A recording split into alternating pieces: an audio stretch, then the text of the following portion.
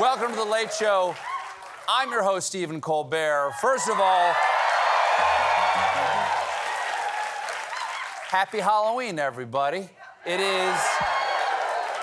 Love Halloween. It's the scariest night in America, just above every other night in America. And to all the kids out there still riding a sugar high, welcome to late night, okay? Don't fall asleep no matter what your parents say, because the minute you go to bed, they're stealing all your best candy, okay? I'm talking Kit Kat. Now, you know what I'm saying? You know what I'm saying? Give me a break. Do you like my costume this year? Very nice. I'm dressed up as my dog, Benny.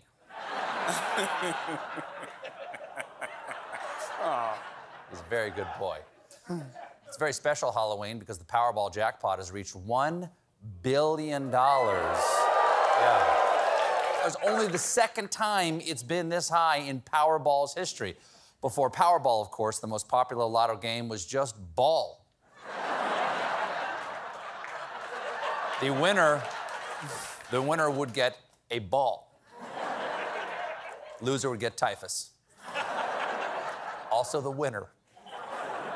Powerball drawing occurred at 11 p.m. tonight, which is after we taped this show, but I can already announce the winning numbers. They are 4, 9, 20, 22, 69, with a Powerball of 20. Those are the winning numbers. You can take it to the bank. How do I know? Because those are the ones on my ticket, okay? So that's what won, regardless of the lies you hear in the mainstream media. Okay? If I win, if I am correct, I will split this with everyone in this room right now. Okay? That's right, okay? Like 95-5. I'm not down the middle. Of course, I hope everyone wins because we all need something to cheer us up after that maniac broke into Nancy Pelosi's house and hit her husband in the head with a hammer. Now, Paul Pelosi is still in the hospital. Thankfully, he's expected to make a full recovery. The attacker, who is now... Sure, go ahead, please.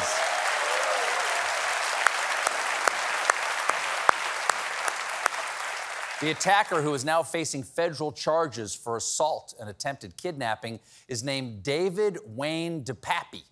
We've got to stop giving people the middle name Wayne. It never ends well. David Wayne DePappy, John Wayne Gacy, Osama Bin Laden.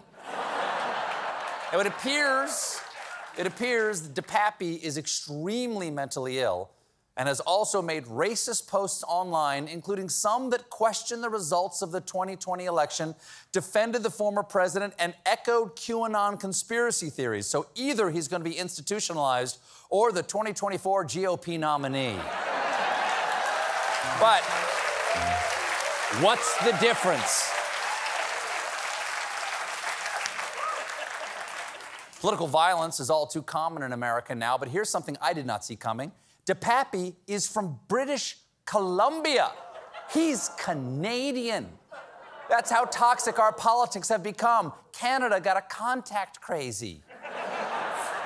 They went from Dudley Do-Right to Dudley did what? The discourse in America is about to get way worse thanks to new Twitter CEO Elon Musk. Seen here watching street urchins scramble for his discarded chicken bone.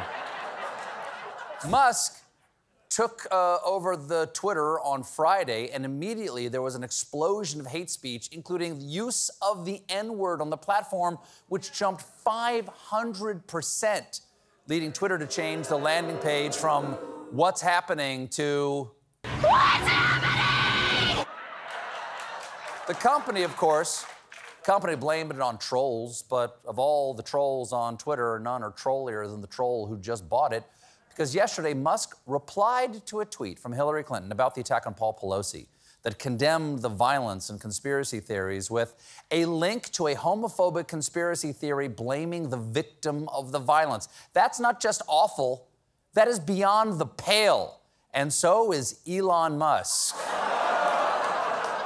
Look how white he is. Not so much Moby as just a dick. Thar. Come back to me. Yeah.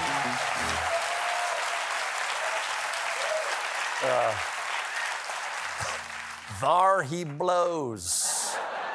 Boy, that makes me mad. I just want to, what do I want to do, Speaker Pelosi? I want to punch him out, and I'm going to go to jail, and I'm going to be happy. And Twitter, don't cross her. Don't cross Nancy. And is this true? I'm being told that there is news of Musk breaking Twitter because we found out today that Elon Musk has dissolved the company's board and crowned himself sole director. Okay, that sounds power mad, but don't worry. Before he got that title, he ran it by the CFO, Elon Musk, the head of HR, Elon Musk, and the personal assistant to Elon Musk, Elon Musk. So that's it. That's it. It's done.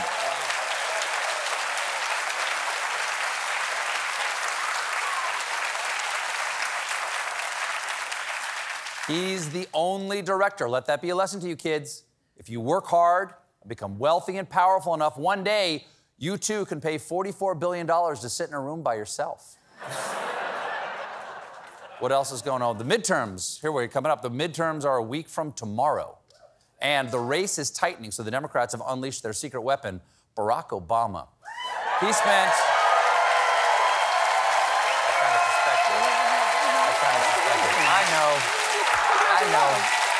I know. Constitution. He spent the weekend doing rallies for his party, and some ladies in Michigan were into it. Now, I have to admit that sometimes going out on the campaign trail feels a little harder than it's used to. Not just because I'm older and grayer. Said I was still fine. Okay.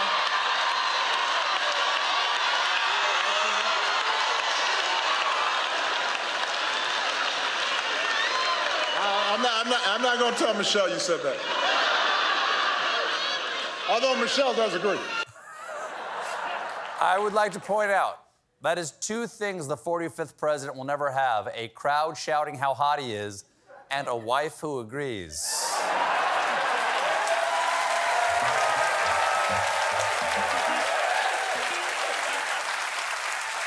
Obama also spoke down in Georgia, where he went after Republican Senate candidate Herschel Walker, seen here in a stadium filled with his secret children.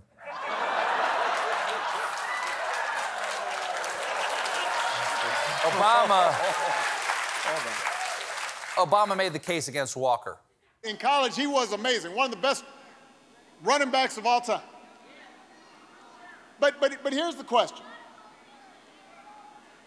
Does that make him the best person to represent you in the U.S. Senate? And by the way, the opposite is true, too. Like, you may have liked me as president, but you would not want me starting a tailback for the Dogs. Respectfully, sir, you'd be terrible at any position, especially quarterback. Look.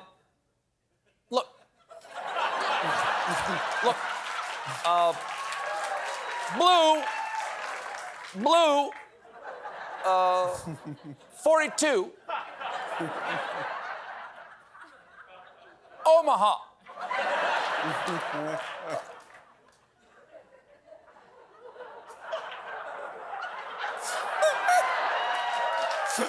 Hold on. Hold on.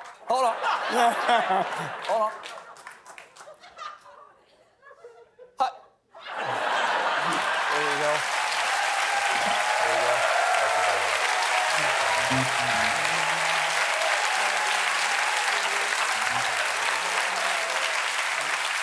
Oh, there's big news out of Brazil. Nega, you're from Brazil. Big news from your home country right there. Yeah. Nega Santos right there.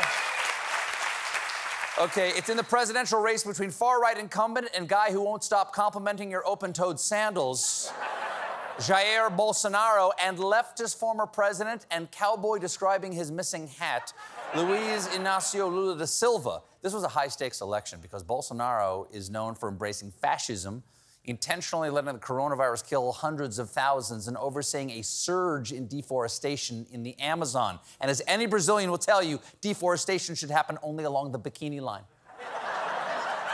Well, the results are finally in. The results are finally in, and by a razor-thin margin, Brazil has elected Lula. And is this a good thing? Is this a good thing? That is a great thing? Yes. There you go. There you go. When the results were announced, thousands of Brazilians across the country were ecstatic and came out to celebrate. Things got so wild, even Christ the Redeemer got into it.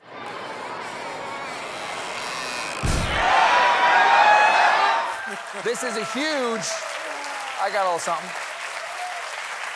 This is a huge comeback for Lula. In the years since his last term ended, he was imprisoned after a sentence for corruption before Brazil's Supreme Court annulled his convictions. Holy roller coaster. This guy's getting one hell of a sequel. You can watch it all in the movie Lula Part Tula Electric Boogalula.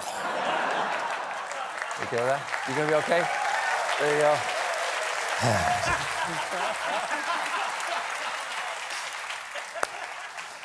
Despite the result, Brazilians are on edge. Lula's win came at the end of a very messy election where misinformation soared. At times, Lula supporters accused Bolsonaro of being a cannibal and a pedophile, and Bolsonaro supporter called Lula a Satanist, a gang leader, and a communist. Communist gang leaders are the worst. Hey, nice business you got here. Be a shame if the workers controlled the means of production. You know what I'm saying? Okay? I hate to see somebody forward the dialectic. Unfortunately, it looks like Bolsonaro is pulling a bit of a MAGA and has yet to publicly concede. And we all know what comes next. A bunch of insane election conspiracies from the head of Brazil's biggest linen company, My Pilau. We got a great show for you tonight. My guests are Jennifer Hudson and Zasha Mammoth. And when we come back, robots.